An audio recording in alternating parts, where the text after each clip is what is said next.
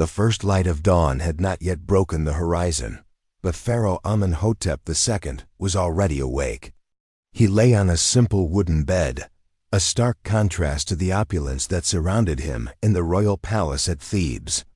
The air in his chambers was thick with the scent of incense, a perpetual reminder of the divine role he was born to inhabit. He was not merely a king.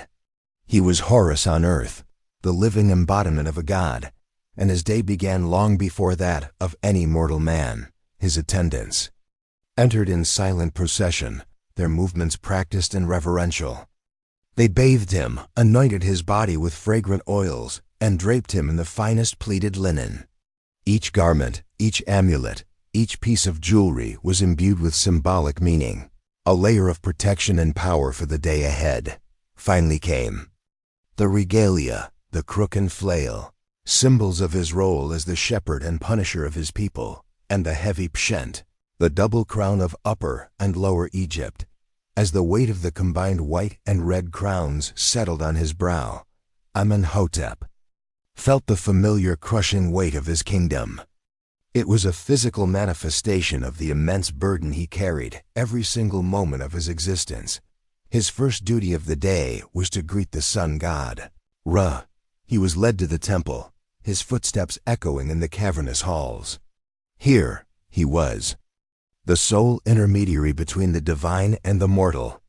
The well-being of the entire nation, the rising of the Nile, the fertility of the soil, and the health of his people rested on his ability to properly appease the gods. The morning rituals were long and intricate, a precise series of prayers, offerings, and incantations that could not be altered. A single misspoken word, a forgotten gesture, could be interpreted as a sign of disrespect, inviting divine wrath upon Egypt. Amenhotep, the great and powerful pharaoh, felt a tremor of fear. It was a fear he could never show, a vulnerability that had to remain hidden behind a mask of serene divinity. After the temple rituals, the political day began. The audience hall was already filled with a throng of priests, viziers, generals, and nomarchs, the regional governors. Each came with their own agendas, their own ambitions, and their own whispered flatteries. Amenhotep had to navigate this treacherous sea of intrigue with a steady hand. He listened to reports on the harvest from the Nile Delta, adjudicated land, disputes between powerful families, and reviewed tribute from conquered lands. Every decision was fraught with consequence. A ruling in favor of one noble could earn the enmity of another. Showing favor to one general could incite jealousy within the military ranks. The court was a viper's nest. He saw it in the shifting eyes of his cousin, a man who believed he had a stronger claim to the throne. He felt it in the veiled warnings of his vizier, a man whose loyalty was always in question. Even his own family was not a sanctuary. His wives plotted to have their own sons named as his successor, and his numerous children were potential rivals. The concept of a loving, trusting family was a luxury a pharaoh could not afford. His marriage to his own sister, a common practice to preserve the purity of the royal bloodline, was a political necessity, not a bond of affection. They were partners in a divine mandate, but the warmth of genuine companionship was a foreign concept in the gilded halls of the palace. This isolation was perhaps the heaviest burden of all.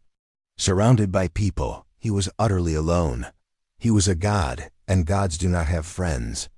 They have followers, supplicants, and enemies. His every word was recorded, his every action scrutinized. There was no room for personal desire, no space for private grief or joy. He was the property of the state, a symbol as much as a mandate as the sun reached its zenith. Amenhotep was expected to inspect the great building projects.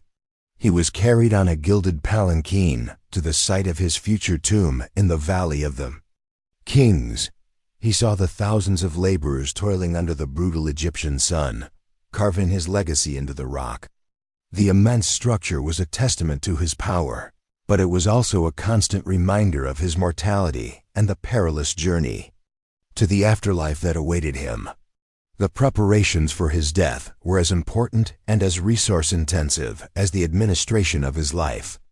And even then, he knew the tomb robbers would eventually come, seeking to desecrate his final resting place for the treasures it held. The afternoon was often dedicated to military matters. As a warrior pharaoh, Amenhotep was expected to be a formidable commander. He had led campaigns into Nubia and the Levant, his chariot at the forefront of the charge. The reliefs on the temple walls depicted him as an invincible hero, single-handedly smiting his enemies. The reality was the grime, the blood, and the chaos of battle. He had seen his soldiers fall, had felt the sting of a near-miss arrow, and had borne the responsibility for sending thousands to their deaths. The adulation of his people after a victory was intoxicating, but the silence of the battlefield after the fighting had ceased was a sound that haunted his night's dot as evening fell.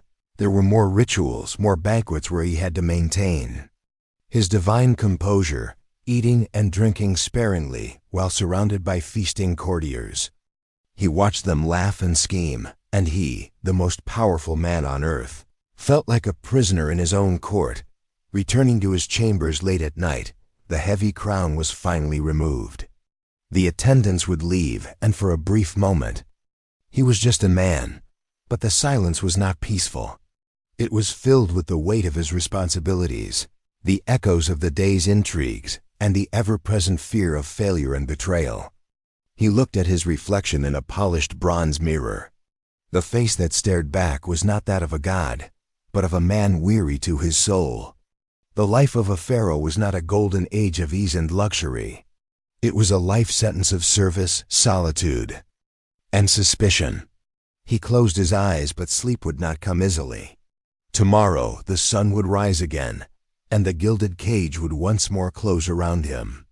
Weeks bled into months, each day a mirror of the last, a relentless cycle of ritual and rule. Amenhotep II learned to read the subtle currents of his court as a sailor reads the shifting winds. Averted eyes, a whispered comment that ceased upon his approach, the slight hesitation in a bow, these were the signs of storms brewing beneath the placid surface of royal decorum. The greatest threat, he knew, often came not from foreign armies, but from the smiling faces that surrounded him. His cousin, Nachtman, was one such face. A man of considerable charm and military prowess, Nachtman made no secret of his ambition. He was always present, his loyalty performatively loud, his praise for the pharaoh just a little too effusive. Amenhotep saw the hunger in his eyes during council meetings, the way he cultivated friendships with powerful generals and priests. Nachtman was a serpent coiled in the reeds of the court, waiting for the opportune moment to strike. The pharaoh's defense was a web of his own, spun by his most trusted and most feared servant, Nebzin, the master of secrets. Nebzin was a slight, unassuming man who moved through the palace like a shadow, his ears catching every whisper. It was Nebzin who brought the chilling news one sweltering afternoon as Amenhotep practiced his archery in a private courtyard, the repetitive thwack of arrows hitting the target a small release for his coiled tension. "Divine Horus," Nebzin began, his voice barely a murmur. A new shipment of wine arrived from the northern vineyards for the evening banquet. A gift to the palace from Lord Nachtman. Amenhotep lowered his bow. "He is generous." "Perhaps too generous, great one," Nebzin replied. One of the servants, a girl loyal to your divine mother's house, saw the chief cupbearer adding a fine, colorless powder to the decanter intended for your table. The cupbearer was seen speaking with Nachtman's chamberlain earlier today. The air grew still. The familiar scent of the lotus blossoms in the garden suddenly seemed cloying, suffocating. Assassination by poison was a coward's tool, but an effective one. A sudden illness, a tragic and untimely passing of the god-king the kingdom would mourn, and in the ensuing chaos, a strong leader like Nachtman could easily seize power. Amenhotep's mind raced.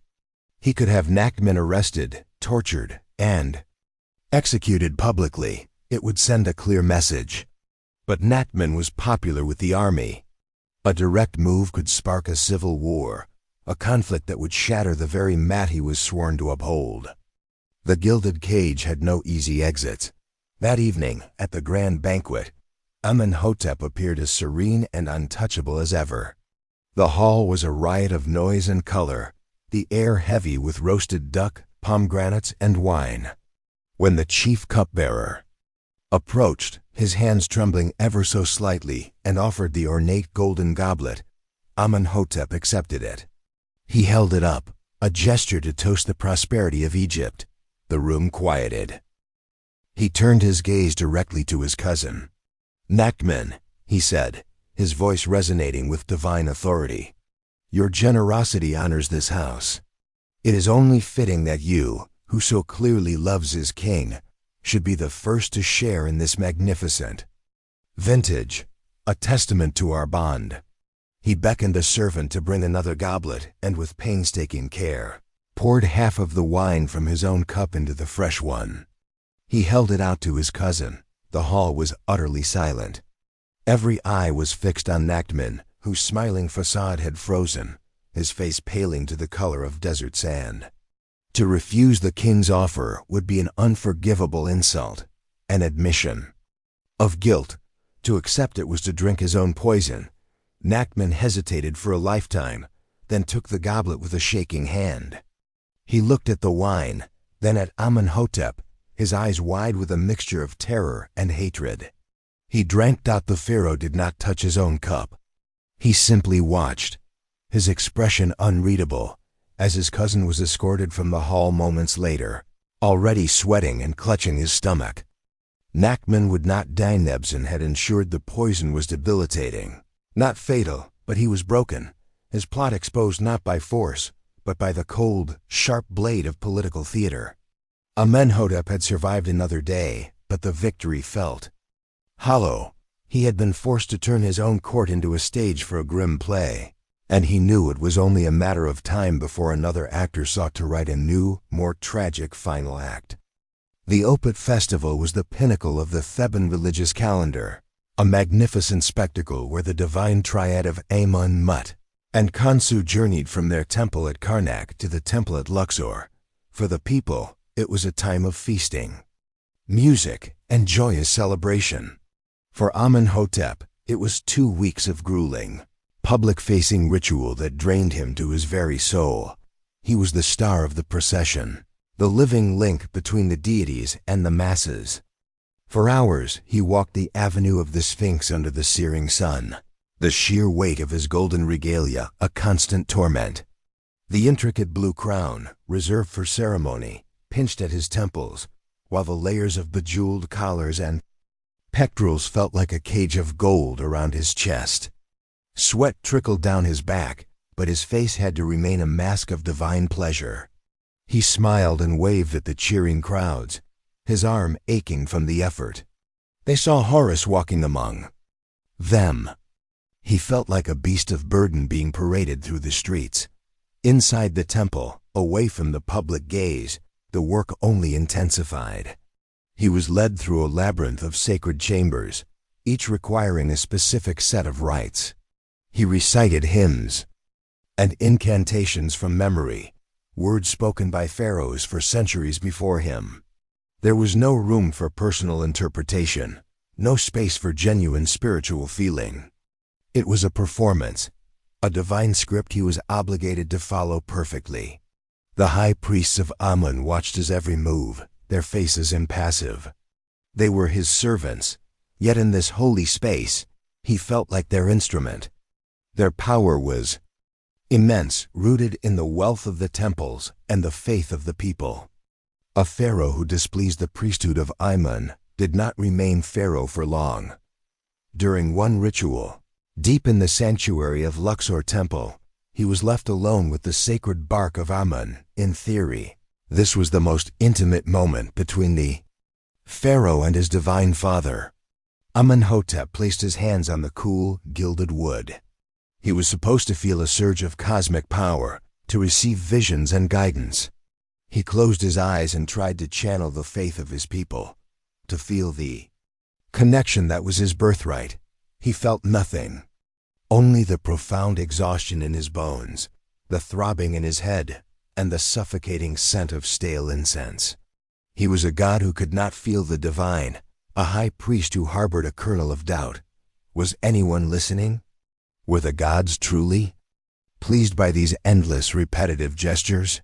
The questions were heresy, a betrayal of everything he was supposed to be.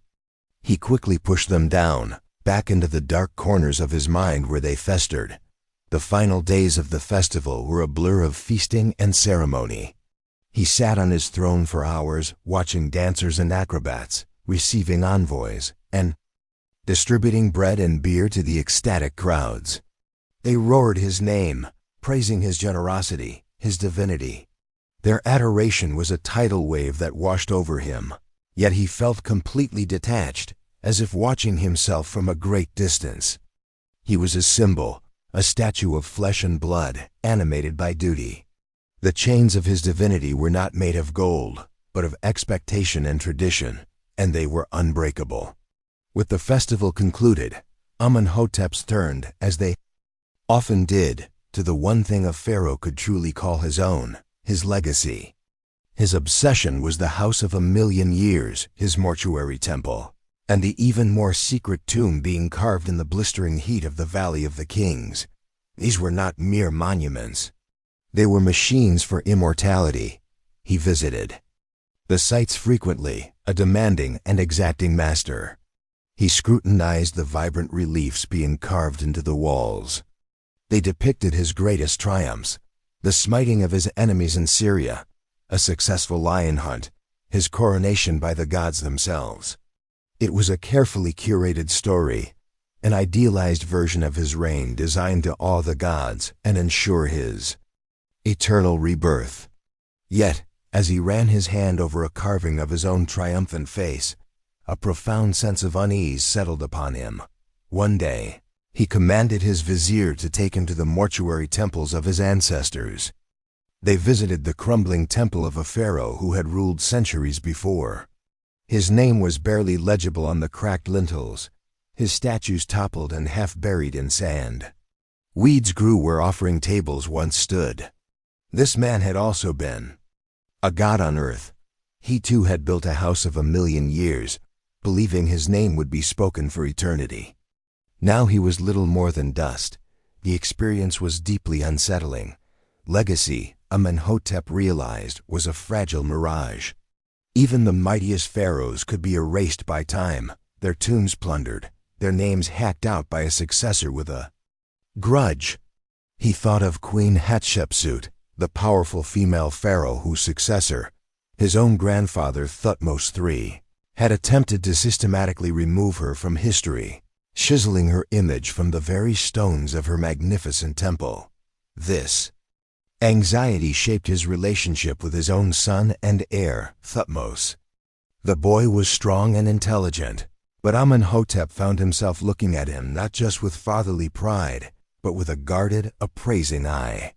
He drove the prince relentlessly, demanding perfection in his military training, his scribal education, and his religious duties. He needed his successor to be strong enough to protect his legacy, to keep his name alive, to ensure his mortuary cult would be maintained for eternity. Yet this intense pressure created a rift between them.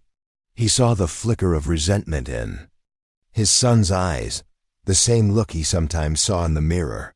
He was molding his son into another prisoner of the crown, forcing him into the same gilded cage. In his quest to secure his own afterlife, was he destroying his son's life? One evening, standing on a balcony of the palace, Amenhotep looked out over the Nile as it flowed, eternal and indifferent. He had power that could move armies and build mountains of stone. He was worshipped as a god. He had survived plots and navigated the treacherous waters of his court. But he was a man trapped in a divine paradox, tasked with maintaining eternal order, yet acutely aware of his own fleeting mortality. His life was a monumental sacrifice at the altar of Egypt. His reward was a legacy as grand and as vulnerable as a colossus built on sand. The weight of the double crown was not in the gold, but in this terrible lonely knowledge.